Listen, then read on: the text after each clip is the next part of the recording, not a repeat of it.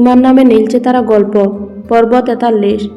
ভিডিওটি লাইক করে চ্যানেলটি সাবস্ক্রাইব করে রাখবেন, পরবর্তী পর্ব সবার প্রথমে পেয়ে যাবেন। ডিভোর্সের কথা শুনে মেঘ দূরে থাকা আদ্রিয়ানের দিকে তাকায়, যে এখন কফির মগে চুমুক দিচ্ছে আর শান্ত হয়ে বসে নীরব পরিবেশ উপভোগ করছে। মেঘ জামান সাহেবের কথার জবাবে কি উত্তর দেবে তা তার জানা নাই। তার কি সত্যি উচিত আদ্রিয়ানকে ডিভোর্স দেওয়া, না শেষবার মতো একবার সুযোগ দিবে সে? আদ্রিয়ান এখন মেঘের প্রতি যথেষ্ট যত্নশীল। সে ভালোবাসা, যত্ন আর সম্মান মেঘের প্রাপ্য, তার সবটুকু সে এখন মেঘকে দেয়। কিন্তু অতীতের সব ঘটনা কি মেঘ এত দ্রুত ভুলে যাবে? যে কষ্ট, যন্ত্রণা, অপেক্ষা, সে তার শাস্তি কি আদ্রিয়ানকে সে দেবে না? ভালোবাসার মানুষের কাছ থেকে ঘৃণা আর অবহেলার শাস্তি স্বরূপ তার বাধ্য হয়ে মেঘকে ডিভোর্স দিতে হবে। মেঘ কণ্ঠে দৃঢ়তা নিয়ে এসে বলে, বড় আব্বু, তুমি ডিভোর্স পেপার রেডি করো, আমি সাইন করে দিব। মেঘের কথা শুনে জামান সাহেব মুখে খুশি হলেন, কিন্তু তার মন জুড়ে ঘিরে ধরল একরাশ বিষণ্ণতা। তালুকদার বাড়ির বড় বউ হিসাবে মেঘকে দেখার স্বপ্ন তার অপূর্ণ রয়ে গেল। তার ভুল সিদ্ধান্তের জন্য আজ এক অনাথ মেয়ে ডিভোর্সি পরিচয় পাবে। জামান সাহেব দীর্ঘশ্বাস ফেলে শান্ত কণ্ঠ বলে, হ্যাঁ, আমি ডিভোর্স পেপার রেডি করে রাখব। আর 20 দিন পর আমি আর তালুকদার বাড়ির সকল সদস্য আমেরিকা আসছি। তখন তোমার আর আদ্রিয়ানের ডিভোর্স হবে। তুমি কি রাজি আছো মেঘ? মেঘের চোখ ডলমল করে উঠল। পানির বিন্দুতে চোখ এখন দূরে থাকা আদ্রিয়ানের উপর সীমাবদ্ধ। তবুও মেঘ প্রতিশোধ পরায়ণ হয়ে সাহস দেখিয়ে বলল, আমি রাজি বড় আব্বু। জামান সাহেব মেঘের সম্মতি পেয়ে হতাশ হয়ে যান, কিন্তু হঠাৎ ওনার মনে পড়ে যায় তার বন্ধুর ছেলের কথা, যার সাথে উনি মেঘের বিয়ে ঠিক করেছেন। জামান সাহেব বলে, মেঘ, আমার বন্ধুর ছেলে এখন বর্তমানে আমেরিকায় থাকে। তুমি কি তার সাথে দেখা করতে চাও? বন্ধুর ছেলের কথা শুনে মেঘ অবাক হয়ে জিজ্ঞেস করে, কোন বন্ধুর ছেলে যার সাথে আমি তোমার নতুন করে বিয়ে ঠিক করেছি? নতুন করে বিয়ে ঠিক করার কথা শুনে মেঘ আগের ন্যায় শান্ত গলা বলে ওঠে, আগে ডিভোর্স হোক, এরপর না হয় দেখা যাবে। মেঘের কণ্ঠে থাকা জড়তা আর কান্নার রেশ হয়তো জামান সাহেব উপলব্ধি করলেন, তাই জামান সাহেব আর কথা বাড়ালেন না, ফোন কেটে দিলেন। কানের পিঠ করে ফোন সরিয়ে মেঘ শক্ত করে শরীর কেমন জানি অবাস হয়ে যাচ্ছে তার। ডিভোর্স আর নতুন করে বিয়ের কথা সে আগেও শুনেছে, কিন্তু কেন জানি এখন কষ্টের তীব্রতা দ্বিগুণ হয়ে যাচ্ছে। হয়তো আদ্রিয়ান তার কাছাকাছি আসার ফলস্বরূপ এমন হচ্ছে। প্রিয় মানুষ দূরে থাকলে হয়তো তাকে ভুলে থাকা যায়, কিন্তু কাছাকাছি থাকলে তার থেকে দূরে সরে থাকা যায় না। কিন্তু মেঘ আদ্রিয়ানকে ডিভোর্স দিতে চায়। 9 বছর ধরে তার অপেক্ষার প্রতিশোধ নেবে সে আদ্রিয়ানের কষ্ট দিয়ে, শত অপমান আর আঘাতের বদলা দেবে। এই ডিভোর্সের কাগজ আদ্রিয়ানের মুখে ছুড়ে দেবে। মেঘের কিন্তু ডিভোর্স হলে হয়তো সবচেয়ে বেশি কষ্ট মেঘ পাবে, কারণ আদ্রিয়ানকে সে উন্নাদের মতো ভালোবাসে। তবুও মেঘ চায় ডিভোর্স হোক। মেঘ কোনো রাস্তার কুকুর নয়, যাকে প্রয়োজন তাকে তাড়িয়ে দেবে, আবার কিছুক্ষণ প্রয়োজন হলে গড়ে তুলবে। ডিভোর্স হবে, অবশ্যই হবে। সকাল 10টা। কড়া লাল রঙের শাড়ি পরিহিত অবস্থায় আয়নার সামনে দাঁড়িয়ে আছে মেঘ। তার কানে সাদা ডায়মন্ডের 2 জোড়া দুল, হাতে লাল ফ্রেমের কাচের চুড়ি, গলায় হার, চোখে গাঢ় রঙের কালো কাজল আর টুটে লিপস্টিক। নবীনবরণ অনুষ্ঠান উপলক্ষে হালকা সাজে মানুষই সাজায় নিজেকে। মেঘের দপদপে সাদা ফর্সা গায়ের সাথে লাল রঙের শাড়ি বেশ সুন্দর লাগছে, ভীষণ মিষ্টি আর স্নিগ্ধ লাগছে। আয়নার নিজ প্রতিবিম্ব দেখে মৃদু হাসে দেওয়ালে থাকা ঘড়ির দিকে তাকিয়ে দেখে সকাল 10টা বাজে। মেঘের মনে পড়ে আদ্রিয়ান তার জন্য নিচে অপেক্ষা করছে।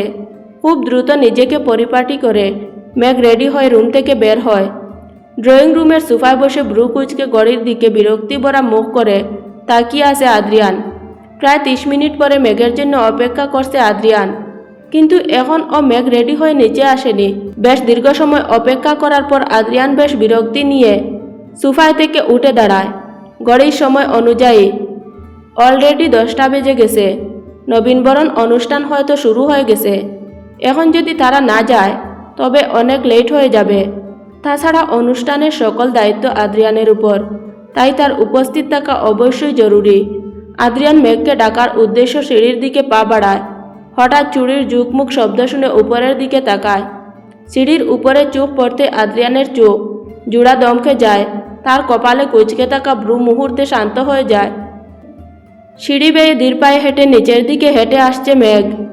মেঘের পরনে লাল শাড়ি, তার পায়ে রূপার জলে আঁকা সাদা নুপুর, হাতে কাচের লাল চুড়ি। সব কিছুর উপর আদ্রিয়ানের দৃষ্টি যায়।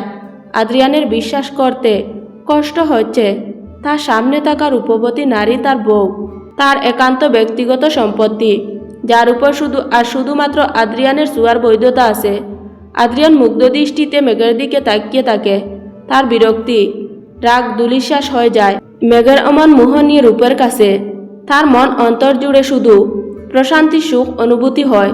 কিন্তু আদ্রিয়ানের বেশ রাগও হয়, কিন্তু তা মেঘের উপর নয়, বরং নিজের উপর। এমন সুন্দরী বউ রেখে সে কেন 9 বছর আমেরিকায় থাকলো?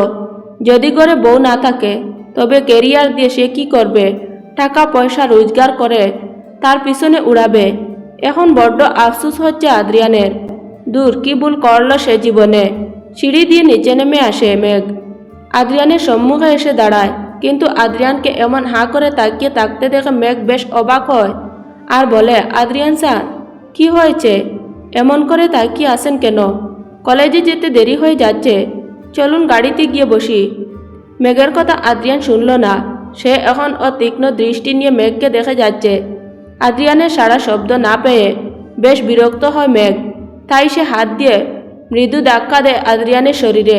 হঠাৎ শরীরে ধাক্কা লাগায় বেশ তৎমত হয়ে যায় আদ্রিয়ান।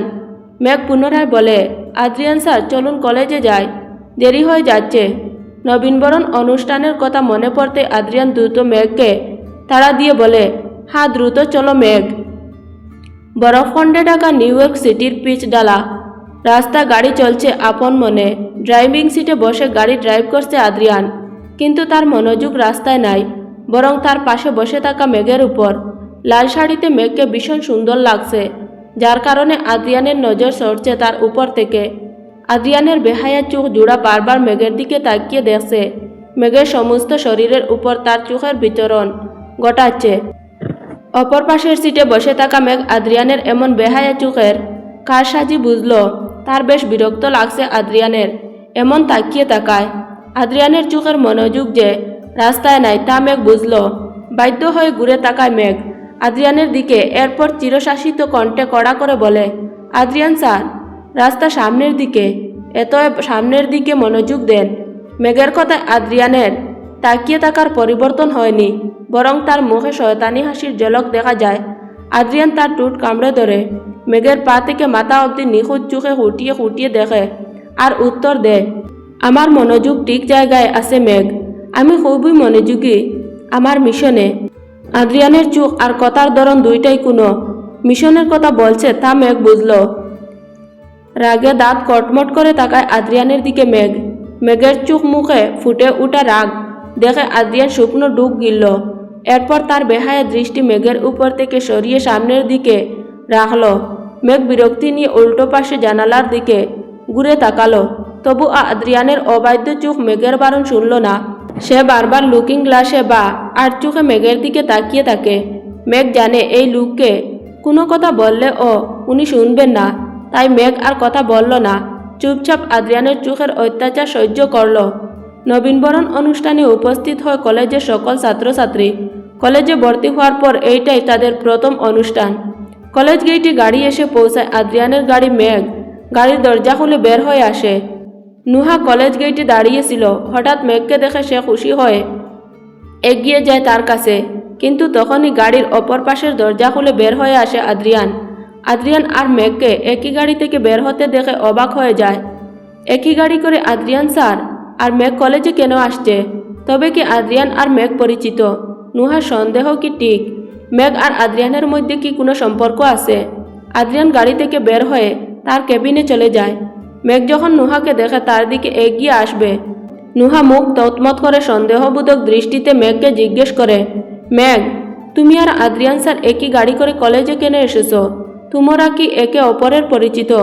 আদ্রিয়ান স্যার কে হয় তোমার? হঠাৎ নুহার এমন প্রশ্ন শুনে মেঘ তৎমত হয়ে যায়। এখন সে কি বলবে? নুহাকে সত্য ঘটনা কি বলে দেবে। মেঘ বলে, আদ্রিয়ান স্যার আর আম্মু, আদ্রিয়ান স্যার আর আমি এক গাড়িতে আসতে যাব কেন? তুমি হয়তো ভুল দেখেছ নুহা, আদ্রিয়ান স্যার অন্য গাড়ি করে এসেছে। মেঘের কথা শুনে নুহা তার চোখের দেখা ভুল বলে উড়িয়ে দিল না, বরং তার কথার উপর অটল থেকে বলল, না মেঘ, আমি ভুল দেখি নাই। তুমি আর আদ্রিয়ান স্যার একই গাড়ি থেকে বের হয়েছ, সত্যি করে বলো মেঘ, তুমি আর আদ্রিয়ান স্যার কি ডেট করছো? মেঘ নুহার কথা দৃঢ়তা শুনে বুঝে যায় এখন নুহাকে মিথ্যা বলা যাবে না, কিন্তু সেসব সত্যি বলতে পারবে না। তাই মেঘ বলে, নুহা, আদ্রিয়ান স্যার আমি ডেট করছি না, উনি আমার বেস্ট ফ্রেন্ডের দেবর হন। আমি আমেরিকায় পড়াশোনা করতে এসেছি আমার বেস্ট ফ্রেন্ডের বাসায়, তাই আদ্রিয়ান স্যার আর আমি একই বাড়িতে থাকি, এই জন্য আমরা একসাথে কলেজে এসেছি। মেঘের কথা শুনে নুহা হকচকিয়ে উঠে, এরপর মেঘের দিকে তাকিয়ে চোখ দিয়ে ইশারা করে বলে, ওহ তাই, তুমি আর আদ্রিয়ান স্যার এক বাড়িতে থাকো?